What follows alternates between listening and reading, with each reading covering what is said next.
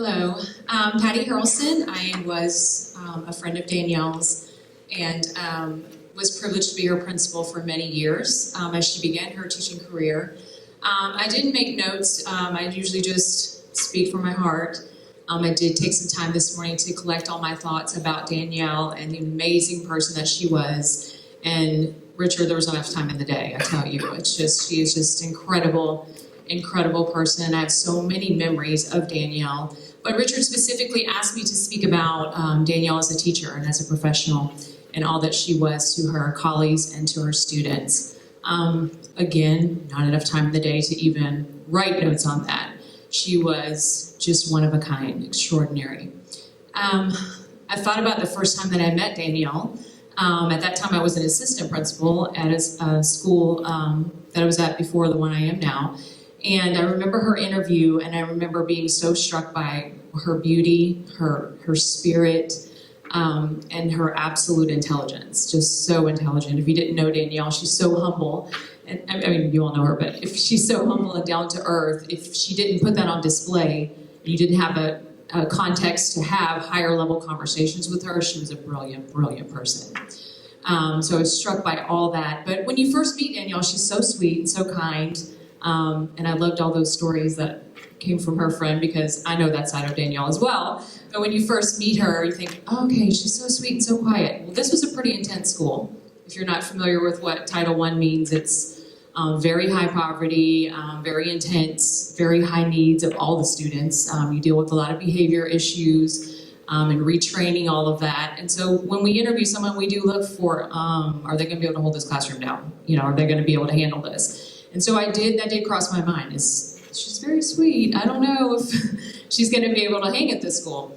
Well, I don't know about you all, but I've worried about a lot of things in my life that I found out later I didn't need to worry about. Probably none more than that, right? Because she just had this incredible way about her.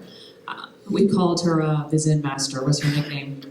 Because she just, I don't want to say never, but I can't even recall more than once ever hearing her even raise her voice. A lot of people had to get very firm with our students, and that's what they listen to. If all else fails, that's where you go usually. And I just never heard that from Danielle. There was just calmness in the room, and we never could even explain how she did it. But she got every student in her class to listen, to follow her directions, and do whatever she asked them to do, no matter how intense their needs were. She was just an incredible teacher. Our school that we were at was an intense school, but it was a school of excellence, and it was a school filled with excellent teachers. And over the years, it had grown even more so, and it was a showcase. I see people from that school here today that are still there and still being awesome. But it was a school that was a demo site. People came from all over the district to observe my teachers and to learn from them and to see how we ran our programs. And she was always on the list to visit. And I can't tell you, I see tons of young teachers here today that are the teachers they are today, in part because of Danielle being your mentor. I see head shaking. There's no way to describe her influence that she had during her teaching career on staff, colleagues, and students.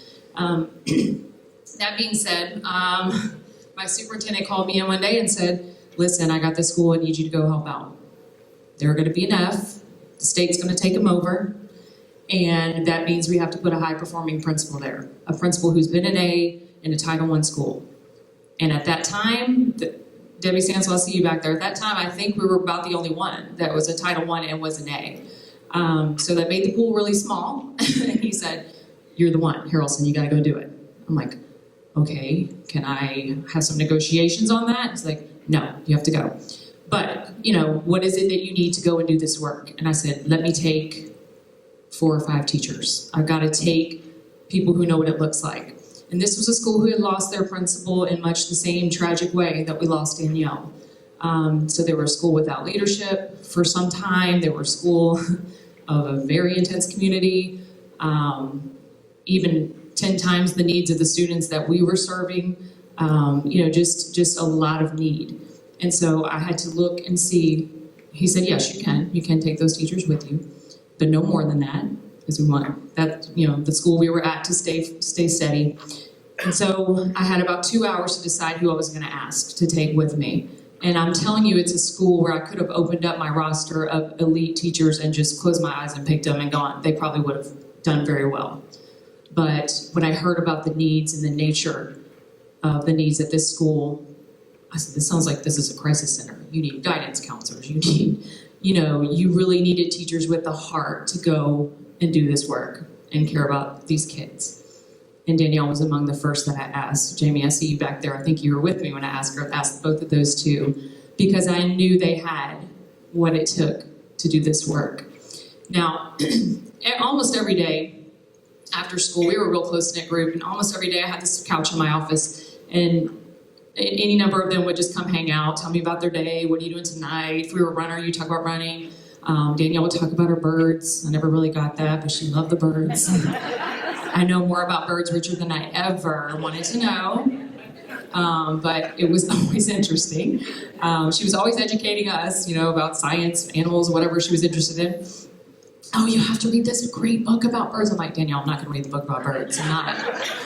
But she's like, well, then I'm going to tell you about it. All right. So I remember afternoons at infusion tea, hearing about the birds and whatever she was interested in. And always Richard. Such a great love for him. But great conversationalist. So she would always come and hang out. It was not unusual. It was unusual if I didn't see her for the day. But we were at Rosemont for just a little bit, our new school we moved to, a few weeks. And I remember she actually emailed me and made an appointment to come see me after school. I thought, well, that's odd. You always come anyway. Kind of scared me a little bit. I was like, uh-oh, hope everything's okay. I don't know what's going on. But she came in to see me and she said, her lip trembling, and she was emotional, and she said, Patty, I just don't know. I don't know if I'm cut out for this school. I just don't know. It's, the way the kids talk to each other, the way the parents talk to us, the way it's just, it's just so intense, and, the need is so great. It was a volatile community at the time we went there. It's so much better now, but it was intense. I just don't know if I can do it. And I'm like, of course you can do it. What are you talking about? You're Danielle. You're Danielle Peoples. And I don't know. I just, I might need to transfer. And I was like, okay, listen, go on interviews, look, do what you need to do. If that's what you need to do, I'm going to let you transfer, because I'm about you being okay. You came here, I asked you, uprooted you from your home to come here. If it's not a right fit, I'm going to let you go. So went on a couple of interviews, if you remember, Richard, had, I believe, a couple of offers. Who wouldn't offer to Danielle? And I remember her coming back to me and saying, you know what, I can't do it.